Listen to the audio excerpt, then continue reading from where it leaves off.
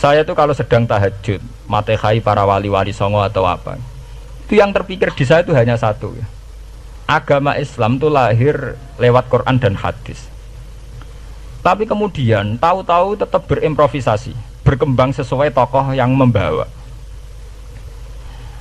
Sampai kalau melihat Islam di India dulu sampai perang besar-besaran, kemudian zaman Abul A'la Al-Maududi, zaman periode Muhammad Iqbal, sampai India pecah, kemudian jadi Pakistan yang bernegara apa?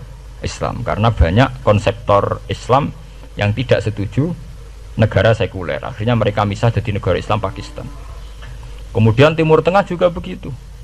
Karena Timur Tengah sudah Islam semua, masalahnya itu diislamkan ala Sunni atau ala Syiah. Iran menjelma sebagai aliran Syiah. Yang Sunni dianggap sesat, halal darai. Irak zaman Saddam Hussein pemerintahan Sunni. Sing Syiah dibantai sehingga wong Kurdi do mati. Era Saddam keyo gentenan Saddam sing dibantai.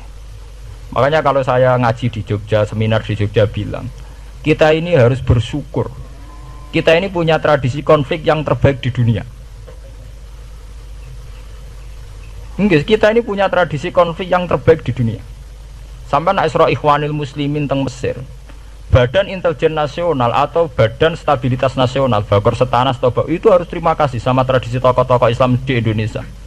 Lepas dari kita setuju tidak setuju itu terserah, tapi kita punya tradisi konflik yang paling baik di dunia. Kurang bencinya Gus Dur sama FPI atau FPI sama Gus Dur, paling mereka ya adu statement di depan wartawan. Itu bagus sekali, cara neng Arab wis tembak-tembakan. Kita punya sejarah, secara pesantren saya itu punya sejarah panjang. Zaman Mbah Imam beda dengan Mbah Zubair, zaman Kiai Memun beda dengan Kiai yang lain. Paling adu statement saat ada tamu itu paling bagus. Kita punya tradisi konflik paling bagus di dunia. Kayak apa mangkelnya orang NU saat Gus Dur diimpis, dipecat. Tapi habis itu ya sering seminar ketemu Amin Rais. Dan mereka adu polemik, ini tidak konstitusional, ini apa. Gus Dur nggak jurus dekret, sing situ nggak jurus sidang istimewa. Nah, kurang serem sidang istimewa dilawan sidang luar biasa. Pokoknya agak istilah sing serem-serem. Tapi tidak saling bunuh loh, sampean harus syukur loh. Selama ini orang awam sering bilang, loh kiai kok tukaran. Sampean bandingkan di Timur Tengah, jenenge tukaran mesti tahdirudam. Para polisi, para badan intelijen, para yang menjaga stabilitas negara ini harus terima kasih sama tradisi tokoh-tokoh Indonesia. Yang namanya di Mesir, di Irak, di mana-mana jenenge tukaran mesti melibatkan pertumpahan darah. Saat Arab Saudi jadi Wahabi itu besar-besaran itu. Pembunuhan apa pengusiran orang-orang Sunni. Tapi di Indonesia enggak. Tradisi anarkis. Paling itu tadi adu polemik. MLB dilawan MLB itu masih keren sekali, tidak apa-apa. Itu lebih baik ketimbang adu jotos atau adu hizib lah. Itu masih bagus. Nenda ini sampean biar paham, biar syukur jadi bangsa Indonesia. Kita punya tradisi konflik yang baik. Sampean setelah peristiwa teng Irak, ya, teng Sudan, teng Khartoum, teng Darfur, itu kan orang Islam semua. Gara-gara beda madzhab saling bunuh. Di Mesir ya gitu, Ikhwanul Muslimin dengan pemerintah dan sebagainya. Hatta saya sebesar Sayyid Qutb, sing tokoh populer mohon gak budutnya boten jelas. Di Indonesia bagus sekali.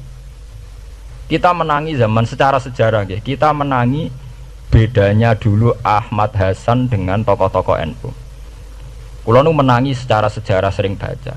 Terus zaman anyar-anyarane NU asas tunggal, bedanya Gus Dur dengan Kiai As'ad. Sakmangke bedane PKB dua versi. Mereka menyelesaikan secara beradab lewat pengadilan, kok pengadilan kalah lewat MA, beradab sekali. Kita harus bersyukur. Dibanding penyelesaian konflik kayak di Irak, kemudian ngundang Amerika, akhirnya sekarang kacau balu. Di Timor Leste yang latihan bikin rambut surta disuduk.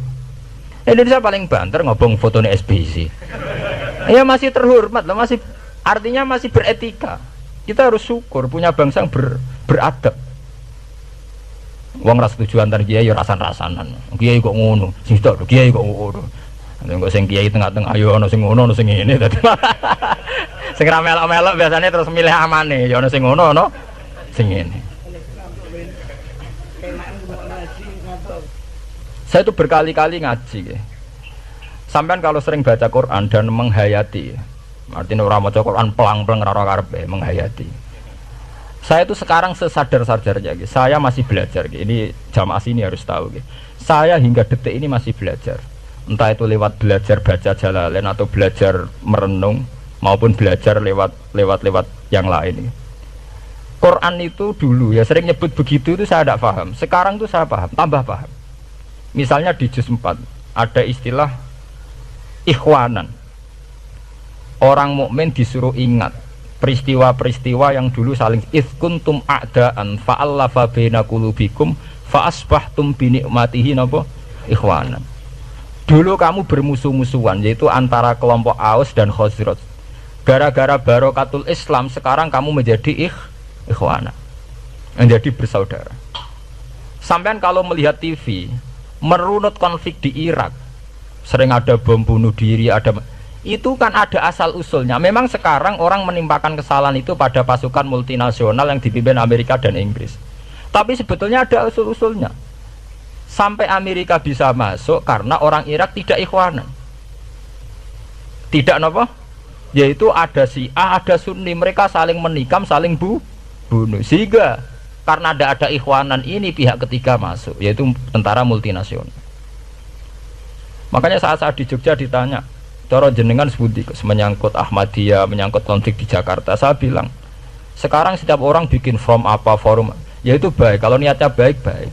Tapi andaikan saya ditanya Tuhan nanti, hakku itu kelompok apa? Pokoknya anggar NU atau Muhammadiyah aja mayoritas, aku milih salah sitok itu.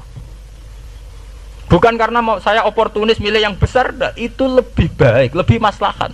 Karena kalau setiap orang merasa benar bikin kelompok sendiri akan menjadi kelompok banyak. Dan saat menjadi kelompok banyak, tentu konflik lebih tidak terpola. Tidak apa? Terpola. Umpama Hasim tukaran Mbak Din Samsudin itu terpola. Tapi nak anggur wong rasa di ketua dua tidak terpola. Bagaimanapun ikhwanan harus disyukuri. Ya, dalam kondisi berteman. Sebab itu Nabi sering ngendikan ilzamu jamaahirul muslimin wa man sadza fin. Mbok kamu itu ikut kelompok mayoritas saja. Jamaahirul muslimin cara bahasa netralnya mbok ya kamu itu ikut kelompok mayoritas saja. Karena kalau orang merasa benar kemudian bikin kelompok sendiri itu tidak ada selesainya. Lah akulah cara nuruti GR sebagai kelompok dhewe. Wong aku ya di umat, di pengaruh sing nyucup wis akeh. Tapi kalau semua orang merasa begitu kan repot. Mursid di kelompok dhewe, tukang toreko di kelompok dhewe, tukang ngaji di kelompok dhewe. Modal kitab pirang-pirang sesuk ana jamaah Jalalain, jamaah Muin, jamaah Fathul Wahhab. Nek sing iso ngaji jamaah tahlil, jamaah istighosah. Ora ana bar itu. Saya tuh kalau ditanya di Jogja, meskipun saya kritis, artinya kritis itu mungkin terhadap satu fenomena kita tidak setuju atau Muhammadiyah dalam banyak hal atau satu dua hal, itu tidak menjadi alasan kita untuk tidak mengikuti mainstream. Karena kalau mainstream ini dilanggar, itu kita tidak akan ikhwanan. Dan akibat negatif dari tidak ikhwanan adalah kayak kasus Irak.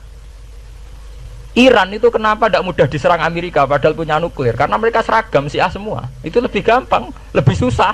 Lawan itu apa? Susah. Arab Saudi juga mudah diadu karena karuan seragam Wahabi semua. Kita tidak bicara itu ya akidah. Mungkin kamu bisa debat Wahabi itu benar apa enggak. Tapi karena relatif aman, nggak diacak. Indonesia juga gitu. Kenapa tidak banyak konflik? Karena orang itu Islamnya kalau udah NU ya Muhammadiyah. Buat cocok milih. Itu lebih mudah. Ketimbang ada faksi-faksi baru kemudian stabilitas menjadi tambah kacau.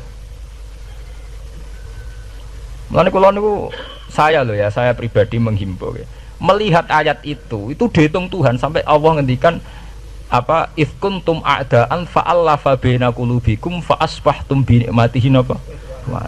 Kekuatan sebuah negara itu bukan karena senjatanya canggih, tapi karena rakyatnya tidak bentrok. Ya bayangkan kayak Indonesia. Andai kan Jawa itu mayoritas Islam, kemudian mereka ingin mendirikan negara Islam. NTT merasa tidak diwongke terus keluar dari Indonesia. Nanti Maluku, Ambon juga gitu. Daerah-daerah yang Islamnya ada mayoritas begitu. Kayak apa susahnya militer?